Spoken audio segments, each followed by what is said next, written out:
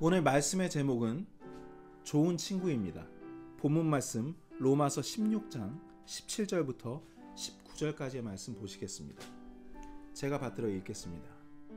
형제들아, 이제 내가 너희에게 간청하노니 너희가 배운 교리에 역행하여 분쟁을 일으키거나 실족하게 하는 자들을 주목하고 그들을 피하라. 그런 자들은 우리 주 예수 그리스도를 섬기지 아니하고 자기 배를 섬기며 좋은 말과 빼어난 말솜씨로 순진한 자들의 마음을 속이느니라. 너희의 순종이 모든 사람에게 널리 알려졌으므로 내가 너희로 인해 기뻐하노라. 그러나 너희가 선한 것에 대해서는 지혜롭고 악에 관해서는 순진하기를 내가 여전히 원하노라. 여러분, 혹시 이런 말씀 들어보셨습니까? 좋은 친구를 사귀려거든 그 사람 주변 사람들을 보라는 말이 있습니다. 또 비슷한 말로 지금 만나는 사람이 당신의 미래를 결정한다는 말도 있습니다. 한 가지 더 할까요? 당신의 현재 모습은 그동안 당신이 만나온 사람들의 평균값이라는 말들을 자주 듣곤 합니다. 이렇듯 우리 주변 사람이나 친구들이 우리 인생에 막중한 영향을 미치고 있다는 사실을 다 알고 계시죠? 또 어느 유명 성공학 강사는 성공을 위해 최고가 되고 싶으면 최고에게 배우라고 강조합니다. 말들은 조금씩 다 달라요. 하지만 결국 이 말은 사람은 그가 속해 있는 사람들을 닮아가게 된다는 말입니다. 여러분도 그렇게 생각하십니까? 항상 모든 정답은 성경 말씀에서 확인해 볼 수 있습니다. 로마서의 마지막 장인 16장 말씀을 여러분께서 읽어 보시다 보면 바울은 로마 교회 성도들에게 그가 친하게 지내는 사람들과 서로 인사하고 무난하라는 말을 무려 22번이나 말하고 있습니다. 서로 친하게 지내라고 강조하는 걸 22번 한 것이죠.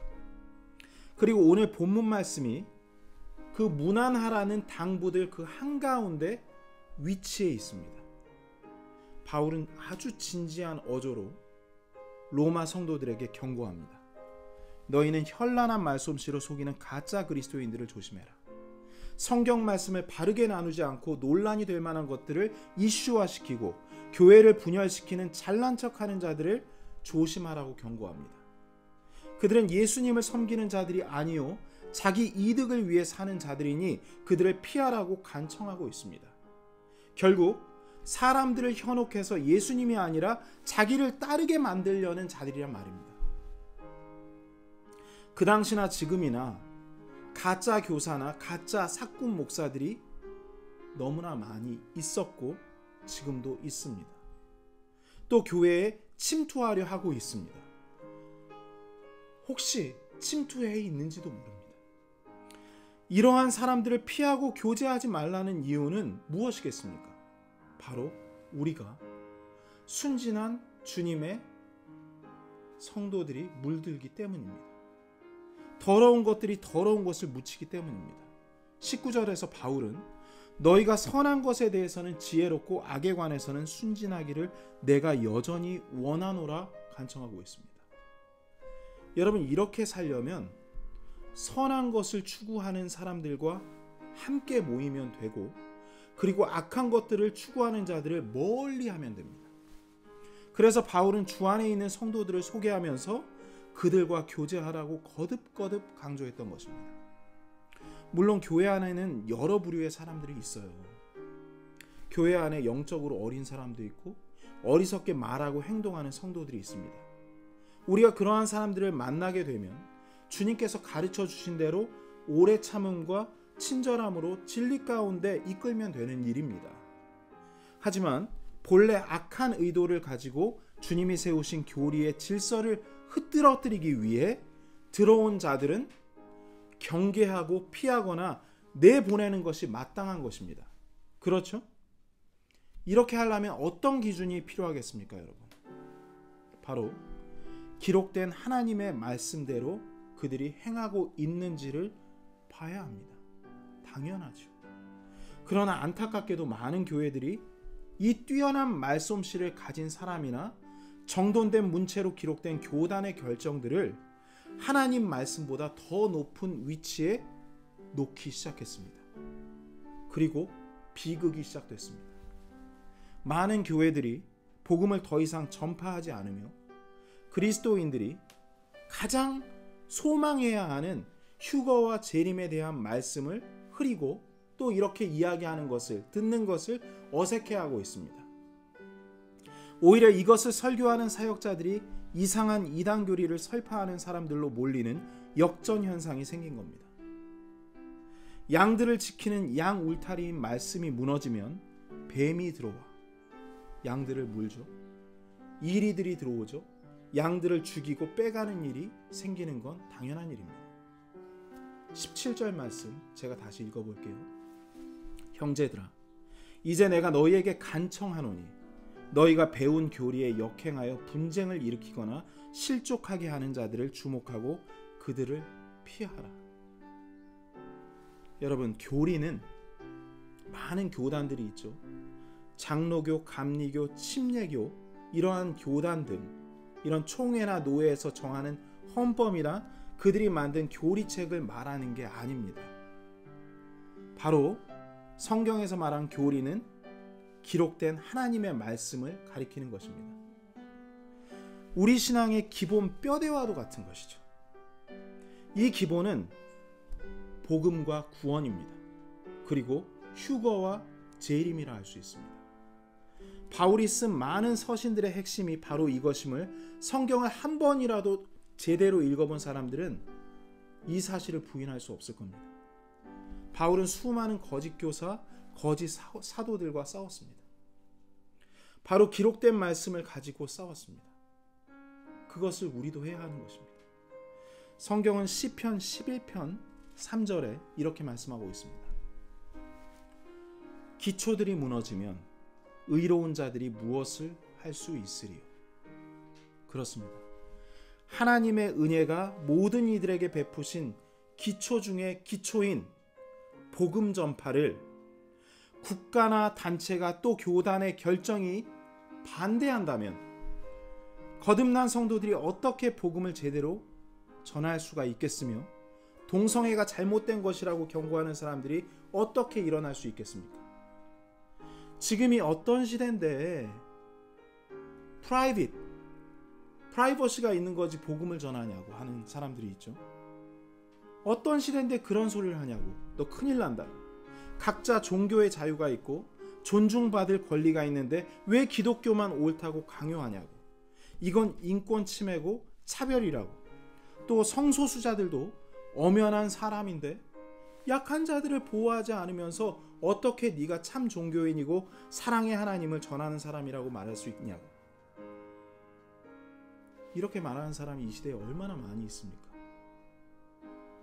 이런 말솜씨가 뛰어나고 임기응변에 능한 자들의 말을 계속 듣다 보면 아주 설득되기 쉽습니다. 그러나 하나님의 말씀에 깨어있는 사람은 이들의 말이 하나님의 뜻과 정반대인 것을 곧 알아차릴 수밖에 없습니다. 그 어떤 사람이나 단체나 국가, 심지어 유엔이라 하더라도 하나님의 말씀보다 더 높은 권위를 가질 수 없고 줘서도 안 됩니다. 전도서 10장 8절 말씀, 울타리를 허는 자는 뱀에게 물리리로다. 대세가 그러니까 어쩔 수가 없다고 마음에 있는 믿음의 울타리를 허무는 자는 바로 뱀에게 물리는 자입니다. 바울은 예수님을 통해 세워진 교회들을 지키려고 애를 썼죠. 두루두루 순회하면서 주 안에서 성도들이 하나 되길 권면했습니다. 우리가 서로 무난하고 격려하고 주 안에서 깨어있자. 그렇게 하지 않으면 반드시 거짓말하는 자들이 들어와 교회를 무너뜨릴 것이다 라고 말했습니다. 그리고 안타깝게도 바울이 찾아다녔던 순회했던 교회들은 다 무너졌습니다. 우리의 교회는 안전합니까? 고린도전서 5장 6절 7절 제가 받들어 읽겠습니다. 적은 누룩이 온 덩어리를 뜨게 함을 너희가 알지 못하느냐? 그러므로 너희는 누룩 없는 자들인즉 새 덩어리가 되기 위하여 묵은 누룩을 제거하라 하셨습니다. 아직 들어오지 않은 누룩 같은 자들을 미리 차단하는 게 훨씬 쉽고 지혜롭죠. 하지만 이미 들어와 있는 오래된 누룩을 제거하는 것은 더 큰 어려움이 있고 아픔이 있습니다. 그래서 이미 교회에 들어온 누룩이 있다면 각 사람이 말씀 위에 굳게 서야 하는 것입니다. 우리 사회, 우리 국가에 그러한 것들이 들어왔다면 각자의 믿음이 말씀 위에 있는지 확인해 봐야 합니다. 각자의 믿음의 울타리를 견고하게 세우고 꽁꽁 묶어서 뱀에게 물리지 않도록 주의해야 합니다. 지금이 그때입니다. 뱀에게 물리게 되면 그 뱀을 내쫓기는커녕 독사에게 물리면 마비가 되죠. 교회는 점차 힘을 잃고 세속화되는 겁니다. 지금 그렇게 돼가고 있잖아요. 급속도로. 이것이 사탄이 그동안 교회를 무너뜨려 왔던 방법입니다. 이게 말이 쉽지 정말 어려워요. 누구도 거부하기 힘든 언변을 가진 아주 뛰어난 학식을 가진 박사를 가진 그런 사람이 스펙을 자랑하며 교회 안에 들어와서 성경 말씀을 얘기를 한다면, 그리고 그 사람이 아주 돈이 많은 사람이라면, 선한 일을 하는 사람이라면 깜빡 속기 쉽습니다. 누구도 거부하기 힘든 이런 자들을 거짓 사역자들로 삼아서 교회를 무너뜨려 왔던 것입니다. 고린도전서 15장 33절 말씀에 속지 말라. 악한 사귐은 선한 습성을 부패시키느니라 하셨습니다. 앞서 말씀드렸듯이 세상에 있는 현명한 사람들도 사과 하나가 상자 안에 있는 모든 사과들을 썩게 만든다고 가르치고 있습니다. 그렇게 자신들의 조직을 지켜냈고 우리가 사는 국가 또한 죄를 지으면 누구라도 사회와 격리시킨다는 걸 모두 아실 겁니다. 이 사회의 암적인 존재이기 때문이죠. 그래서 구속시키자. 이 사회, 이 나라가 그렇게 중요할진데 예수님의 몸된 교회는 얼마나 중요하겠습니까? 점도 없이 흠도 없이 보호받고 보존되어야 합니다. 사랑하는 성도 여러분, 누가 여러분의 좋은 친구고 형제라고 말할 수 있습니까? 잠언 17장 17절이 그것을 말하고 있습니다. 그 기준을 보십시오. 친구는 언제나 사랑하며 형제는 어려운 때를 위하여 태어났느니라. 정말 화목한 가정도요, 요새 돈 때문에 깨지는 마당입니다. 언제나 사랑하고 어려운 때 돕는다는 말을 가르치기 힘든 시대가 되어버렸습니다. 그렇다면 바울이 로마서 16장에서 추천한 친구들은 무엇이기에 뭐가 그렇게 특별했기에 서로 무난하고 사귀라고 했을까요? 우린 본문에서 그들의 공통점 하나를 유추해 볼 수 있습니다. 본문 통해서 볼게요. 16장 17절에 형제들아 이제 내가 너희에게 간청하노니 너희가 배운 교리에 역행하여 분쟁을 일으키거나 실족하게 하는 자들을 주목하고 그들을 피하라 하셨죠. 그리고 그 다음에 그런 자들은 우리 주 예수 그리스도를 섬기지 아니한다 하셨습니다. 이 거짓말장이들은 주 예수 그리스도를 섬기지 않는 자들입니다. 다시 말해 이들은 예수님의 친구가 아니라는 말입니다. 그러나 바울이 소개한 교회와 성도들은 예수님의 명령을 진짜 행하는 예수님의 진짜 친구들이었습니다. 요한복음 15장 14절에 무엇이든지 내가 너희에게 명령하는 것을 너희가 행하면 너희가 나의 친구니라라고 기록되어 있습니다. 친구가 원하는 것을 해주는 게 진짜 친구죠. 그렇지 않습니까? 바울이 소개한 친구들은요, 예수님의 명령을 따르는 지혜롭고 순진한 그리스도인이었습니다. 예수님의 진짜 친구들이었습니다. 그럼 족보가 어떻게 될까요, 여러분? 예수님의 친구가 내 친구면 예수님도 내 친구가 되는 겁니다. 친구의 친구면 내 친구고, 친구가 예수님과 절친이면 절친일수록 예수님과 나 사이도 절친 사이가 되는 겁니다. 그래서 누구와 사귀느냐가 이렇게 중요한 겁니다. 너무나 당연한 말이지만 나를 더욱더 주님께로 이끌어주는 믿음의 친구들을 가까이 해야 합니다. 이런 친구들과 교회를 이루는 것은 참으로 복된 일입니다. 믿음이 건강해질 것이고 이런 형제들과 함께라면 그 어떠한 어려움 가운데서도 두려움이 없이 담대한 믿음을 가지고 전진해 나갈 수 있는 것입니다. 하지만 모두가 이런 축복을 누리고 살진 못합니다. 못할 수도 있어요. 그러나 실망하지 마십시오.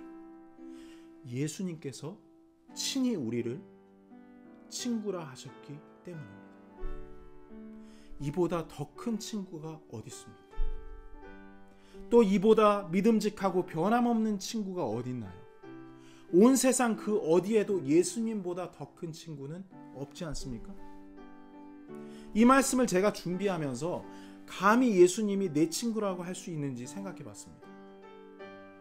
아마도 제 자격지심 때문이겠죠. 구원해 주신 것만으로도 감사한데 나 같은 자를 주님께서 친구라고 말씀하시다니. 심지어 하나님 안에서 형제라고 부르기를 부끄러워하지 않는다고 말씀하시다니. 최고로 좋은 호칭으로 저와 여러분을, 이런 자격 없는 자들을 넌 내 친구다, 넌 내 형제다 라고 부르신 겁니다. 잠언 17장 17절 말씀 다시 한번 기억 되살려 드릴게요. 친구는 언제나 사랑하며 형제는 어려운 때를 위하여 태어났느니라. 이 말씀에 가장 알맞는 분이 누구시라고요? 예수님입니다. 진정 예수님께서 나를 언제나 사랑해 주시는 친구시며 내 어려운 때를 위해 언제나 도와주셨던 형제 맞지 않습니까? 그렇습니다. 우리 찬송가에 위에 계신 나의 친구 그의 사랑 지극하다 이는 예수 그리스도 나의 구주 나의 친구 사랑하는 나의 친구 늘 가까이 계시도다 그의 사랑 놀랍도다 변함없는 나의 친구. 이런 찬양들 많습니다. 여러분, 이렇게 좋은 친구요 세상에 둘도 없는 형제는 아끼고 안 만나야 됩니까? 매일 만나야 합니까? 매일 만나야 힘을 얻고 더 가까워지고 그 소중함을 아는 거 아니겠습니까? 세상을 친구로 삼으면 처음엔 아주 급속도로 가까워져요. 아주 절친이 되기 쉽습니다. 그러나 나중엔 반드시 배반당해 상처받고 피를 철철 흘립니다. 그리고 버림을 받습니다. 왜 TV 보면 이런 거 연예인들 모아놓고 이런 얘기 하거든요.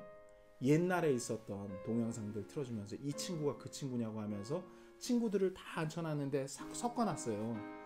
그때 이게 내 친구 같다 그러면서 찾아와서 친구야 합니다. 근데 그 친구가 반갑다 친구야 하면 친구가 되는 거죠. 근데 친구야 했는데 죄송합니다 그러면은 그 친구가 아닌 프로그램이 있었어요. 혹시 기억하실지 모르겠습니다.